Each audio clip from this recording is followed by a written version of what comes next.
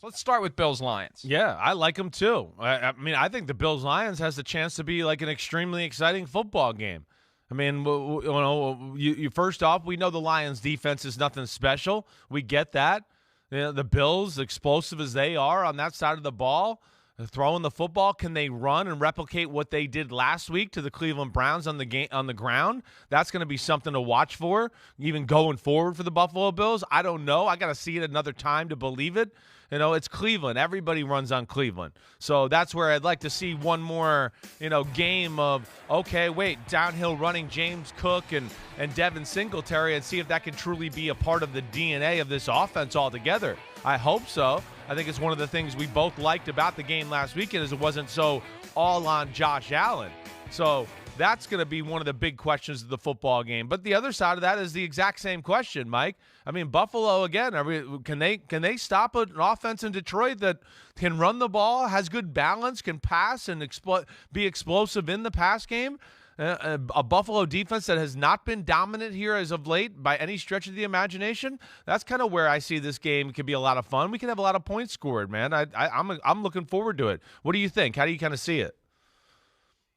Yeah, the Lions, I think, have pivoted from what we saw earlier in the year to more of the kneecap biting, grind it out. Even though they scored 31 points against the Giants, it wasn't Jared Goff throwing the ball all over the place. And Jamal Williams has become this touchdown machine, even as they have a committee in the backfield. He's the one they rely on when they get near the goal line. Aiden Hutchinson was great last week. First rookie since Leslie O'Neal to have at least 5 sacks and 2 interceptions in his first 10 games. He had that great play. I was watching that earlier today where he acts like he's rushing, drops into coverage, makes the pick on 2nd and 6. Great play. It really sparked Changed the game. The Lions taking over the game. It was 6-3 Giants at the time, about 6 minutes left in the first half. The guy's been great this year. And the Lions, at 1-6, it felt like the buzzards were circling again. It was just a matter of time before Dan Campbell was going to be out. Another regime change that the Lions ownership doesn't give enough time to work. Now it's starting to work. And, with the Bills, I felt like early in the game, and I think you sensed this too against the Browns, they just felt off after everything that they went through. Yes. And maybe Josh Allen's elbow is bothering him a little bit more than they let on. But, I mean, he still can throw the ball. He just hasn't seemed like himself. So, yeah, lean on James Cook and Devin Singletary. I think they both had just south of 90 rushing yards each in the game against the Cleveland Browns. So, it became methodical, and they pulled away. And, I think the Browns pulled off the backdoor cover, but it wasn't as close as the final score suggested. So I think the Bills are okay.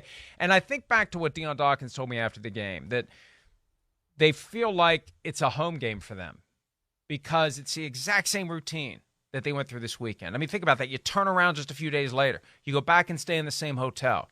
You're in the same locker room. You're on the same sideline. Everything's the same. The crowd's not going to be the same. Obviously, it's going to be that'll be different for sure. Crowd. Right. But I suspect some of those Bills fans are going to infiltrate Ford Field. They probably got their hands on some tickets earlier in the year when the Lions fans were more than happy to sell when the team was 1-6. So I have a feeling Bills Mafia will be fairly well represented in that game. But yeah, I'm hoping for an exciting game across the board. So that's my bias. I'm not gonna 9.5 points. I'm gonna pick the underdogs probably to cover in every one of these games. I'm probably gonna try to thread the needle in all 3 of them. We'll see. Although there's one underdog that I'm probably gonna pick to win straight out, and you know which one I'm talking about. But I look at that 9.5 point spread, and it's like, God, I hope it's not like that. I hope it's a close game. I hope it's an exciting finish. I hope people have to pause their meals to see what happens on the final drive in regulation or maybe even overtime. 3 games, maybe we get one of them in overtime. But I think the Lions will give them everything they can handle because the Lions are in that mode right now, and the Bills are reestablishing themselves. And, that short week changes everything too. How do you make use of those 3 days? It's compressed time. What coaching staff can get more out of it and use that to their advantage in that game that's played on a Thursday? And we usually see one Thursday game. We're going to see it 3 different times, and we'll see. I think that's something to watch in every game. Who can really find that edge that may make the difference? Yeah, I hear you there. I mean, the 9.5 points, it is a lot, but also at the same time with like the Buffalo Bills, that's what's crazy is, it could be they could win by 10 points and the game could be close. We could see the game 27-24, late 3.5 minutes left in the fourth quarter. Buffalo scores, they win by 10. So that's where, you look at the spread sometimes and go, well, it doesn't always mean it's a blowout. But I could see it going that way. I could see it going the way of like, oh, wait, Buffalo's got to go down and score here to win the football game in general. I wouldn't be shocked either way. Detroit's defense has gotten better here as of late. They definitely have. And we know that Buffalo, the run game, that's going to be something to watch for, because if they can't, now Detroit can just kind of play pass defense and slow the Bills down that way. We've seen some teams do that. And then you talked about that stable of running backs there, with Detroit. Detroit's got very good balance.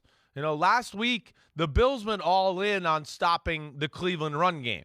And that led to Jacoby Brissett making a lot of big plays in the pass game. And like you said, early on, him and Amari Cooper, they were kind of going up and down the field on Buffalo, really controlling the football game.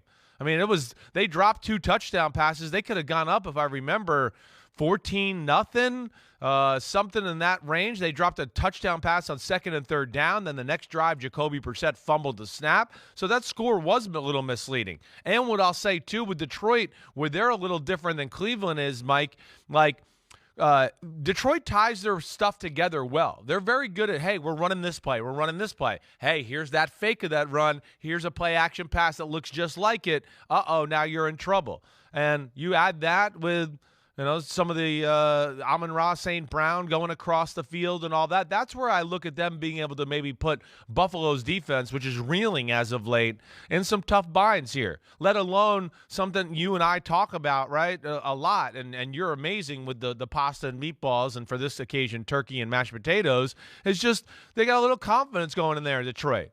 I mean, wow. They got a chance here to win this game and go home and be like, holy shit balls, we're 5-6.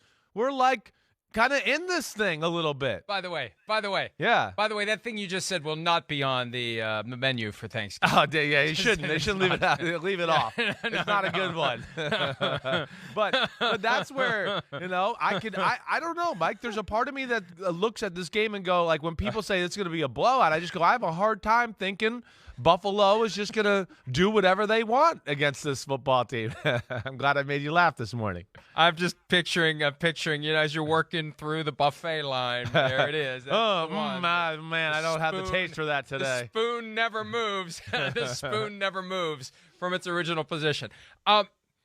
Look,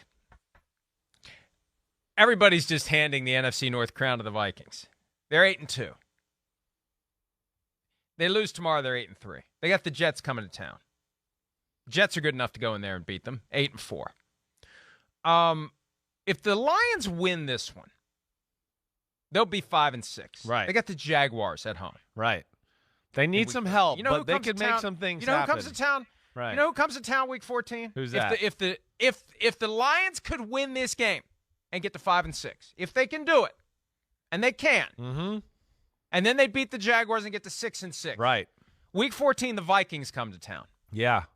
And it could be 8-4 Vikings, 6-6 Lions, with the Lions having a chance to go to 7-6 and drop the Vikings to 8-5, and then it's game on.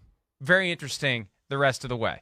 And when you look at the Lions' schedule after that, they're at the Jets, which won't be easy. They have the Panthers on the road, and then they finish with a visit from the Bears and a trip to Green Bay, and who knows what Green Bay is going to be playing for. That's right. Week 18, other than spoiler.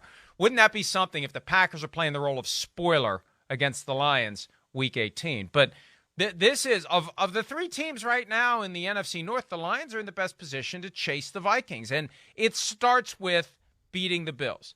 And if they lose to the Bills, it becomes much more difficult. This is critical for them. I've been saying critical. All along, the postseason this begins is for the Packers on Sunday night. I'd say the postseason began for the Lions 3 weeks ago against the Packers, and they won. Then they won in Chicago. Then they beat the Giants in Detroit, or in New York, and that gets everyone's attention. This is the key. If they really want to turn this into a playoff run, this is the key tomorrow against the Bills. Yeah, I agree with that. That's kind of as I was, kind of just sitting down looking at the matchup last night. You kind of went through it and we're like, man, I mean, Detroit's really not out of this. Just beat the Giants head-to-head.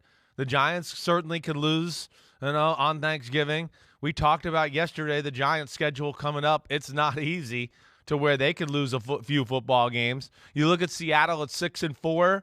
You sit there and go, yeah, they're 6-4. But man, would I be shocked if we were sitting here a few weeks from now and Seattle was 6-6 or 7-6 or something like that? No, I would not. And again, we saw Detroit and Seattle have a great back and forth game earlier this year, right? Where it was very even that way. So it's not out of the any stretch of the imagination realm here. Of possibility. Realm of possibility is the word I was looking for. Very well done. Thank you for being inside my brain there. And we'll see. But they do got a little mojo about them right now. And, you hope maybe Buffalo, you hope if you're Detroit that at Buffalo, they only got to practice one day last week. Maybe they're still out of sorts. We catch them off guard a little bit, But the big thing is, can Detroit's defense just, especially early on, kind of control the onslaught of what we see Buffalo do to a lot of teams, where they just come out and Allen's making plays, and all of a sudden teams look up and go, oh, no, we're down 17-3. We're down 20-3. And that's what I worry about with them a little bit. But I think that's where their run game is going to come in real handy for them to kind of control Josh Allen and that side of the ball a little bit. And you make a great point, too, about the other path the Lions may have to the postseason. It's not just catch the Vikings. They could catch the 7th seed. Right. They could steal one of these wild cards. If the Giants sink and they rise and the Seahawks also struggle down the stretch, there's an opening there. And the Commanders are still in that mix, too. Yeah, they are. There's a chance that both the Commanders and the Giants fall out. We'll see. Those NFC East teams are still going to cannibalize each other on multiple occasions down the stretch. Hi, it's Mike Florio. Thanks for watching PFT on YouTube. Hit subscribe for the latest news and analysis from Pro Football Talk.